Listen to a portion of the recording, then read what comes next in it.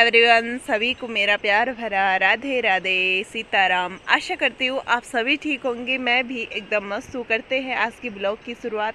मेरे ब्लॉग की शुरुआत होती है उत्तराखंड के इन खूबसूरत पहाड़ियों से। और मेरा नाम है संगीता पुरोहित और मैं उत्तराखंड के चमोली ज़िले के एक छोटे से गांव से बिलोंग करती हूँ, बनाला गांव से। तो आपको आज का व्यू दिखाती हूँ, ज़रूर पूरा ब्लॉग देखना प्लीज़। आपके लिए बहुत मेहनत से बनाया है और बहुत सारा टाइम निकाल के कि आप लोग फुल वॉच करोगे। तो चलिए ब्लॉग स्टार्ट करते हैं। आज का व्यू देखिए, बहुत ही ब्यूटीफुल है और दिन की तरह आज भी धूप लगी हुई है, बहुत ही प्यारी सी। और आजकल लगभग एक हफ्ते से बहुत अच्छा मौसम है।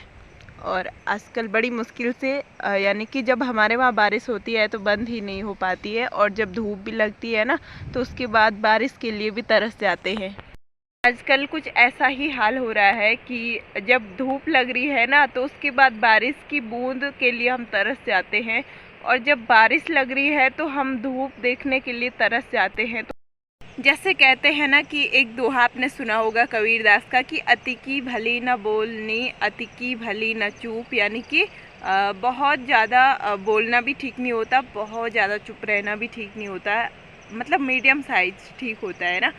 इस टाइम सुबह के 10 बज रहे हैं और उस टाइम मैं ब्लॉगिंग स्टार्ट कर रही हूँ। तो आजकल हमारे वहाँ यानी कि उत्तराखंड में बहुत सारी नई चीज़ें होती है आजकल।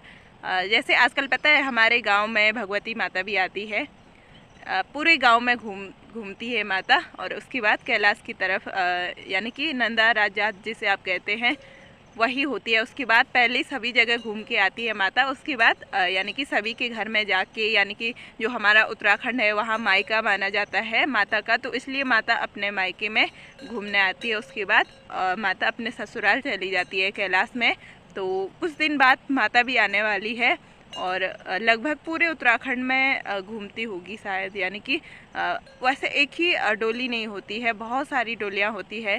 जैसे हमारे साइड की अलग होगी, और जैसे कर्णप्रयाग, नंदप्रयाग, और दूसरे यानी कि जो कुमाऊं साइड है वहाँ की डोली अलग होगी। तो सभी डोलियाँ मिलके उसके बाद नंदा राजात यात्रा होती है, और वो होती है 12 साल में होती है एक बार, जो बहुत बड़ी यात्रा होती है। तो वैसे हर साल होती है, जैसे वहाँ तो हर साल जाते हैं, लेकिन जब बहुत बड़ी कहते हैं ना बहुत बड़ी राजात होती है तो उस टाइम पे बहुत सारे लोग इकट्ठे होते हैं। और जो है उस टाइम एक जो उससे क्या कहते हैं, बकरी की तरह दूसरा होता है, उसका नाम याद नहीं आ रहा है। तो उसके 4 सींग होते हैं ना, किसी न किसी के घर में वो यानी कि वो बकरी पैदा होती है और जिसके 4 सींग होते हैं, उससे गढ़वाली में भी याद नहीं आ रहा क्या कहते हैं, लेकिन वो होता है, तभी नंदा राजात यात्रा होती है। अगर आप लोगों ने नहीं सुना होगा तो मैं आपको कल बताऊंगी उसको, मतलब ढंग से बताऊंगी मैं।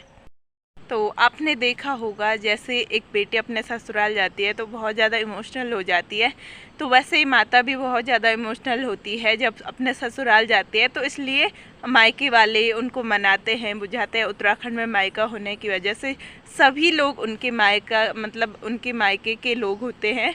और कहते हैं ना कि अपने मायके की एक यानी कि एक जानवर भी इतना प्यारा लगता है, कसम से कह रही हूँ। जिन लोगों की, जिन लड़कियों की शादी हो गई होगी उनके मुंह से सुनना आप कभी कि जैसे वो कहती हैं कि हमें अपने मायके का, मतलब कोई छोटा सा बच्चा हो या कोई भी आदमी दिख जाए ना तो बहुत ज़्यादा इमोशनल हो जाते हैं। बहुत ज़्यादा खुशी भी होती है कि अपने मायके का वो रास्ता, वो घर, वो पेड़ पौधे इतने प्यारे लगते हैं।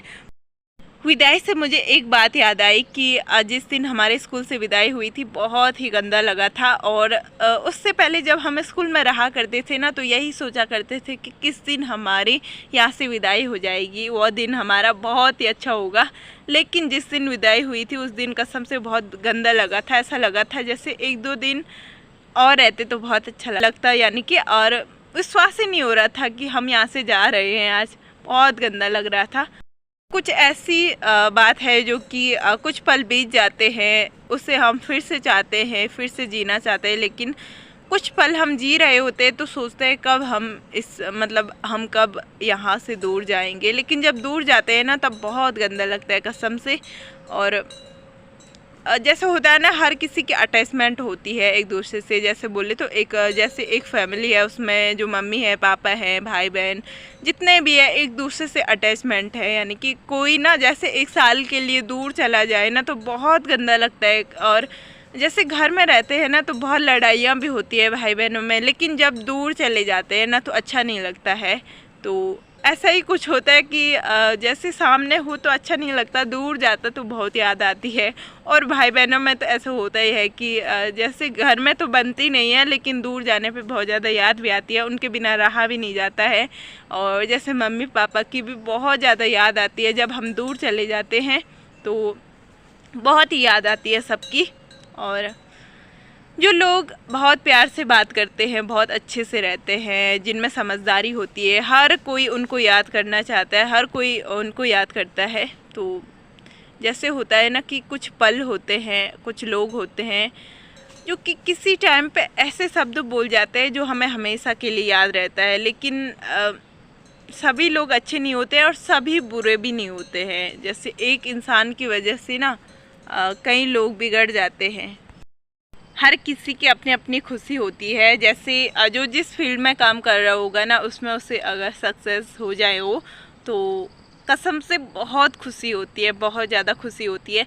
जैसे आप लोग कोई एग्ज़ाम पास करना चाहते हो, उसमें मेहनत कर रहे हो, और जिस दिन आपको आपकी खुशी का फल मिल जाए ना तो कसम से बहुत अच्छा लगता है।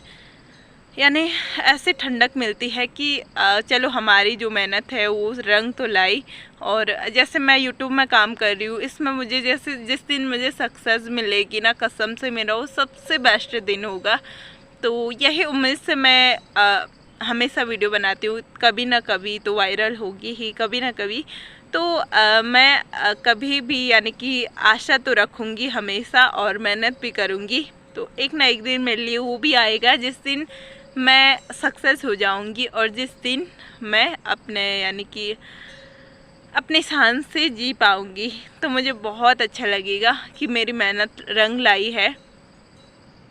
तो हिम्मत तो मैं हमेशा रखती हूँ, मैंने आज तक हिम्मत कभी नहीं हारी, हमेशा हिम्मत रखने वाली रही हूँ मैं, कि हमेशा मैंने हिम्मत रखी है।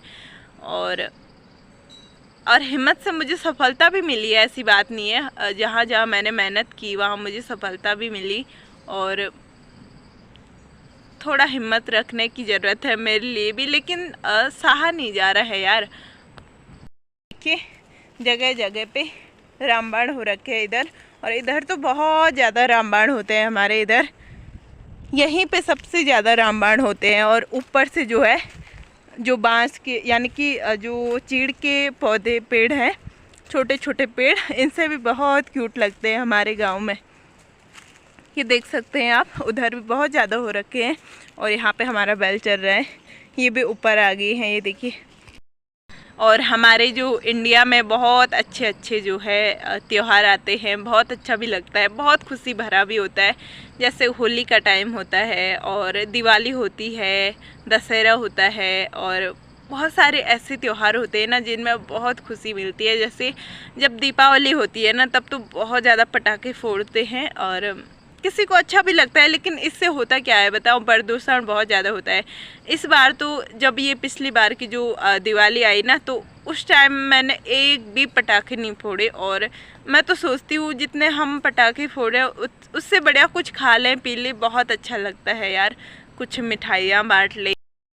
हमारे गांव का जो जंगल है उसमें जो है यानी कि हर गांव का जो जंगल होता है ना, वो कुछ टाइम के लिए बंद रहता है, और जब खोला जाता है तो तब सभी लोग घास काटने आते हैं। यानी कि जो पेड़ है इनको एक ही टाइम पे यानी कि जंगल खोला जाता है, तब सभी घास काटने आते हैं जंगल में, नहीं तो ये बंद रहते हैं हमेशा। और ऐसे करेंगे ना तभी पेड़ बच पाएंगे ना, जैसे लोग हमेशा काटते रहेंगे पेड़ों को तो पेड़ हो ही नहीं पाएंगे बड़े कभी, क्योंकि लोग घास काट के ले जाते हैं, तो पेड़ों की उसके बाद रक्षा कहाँ से होगी।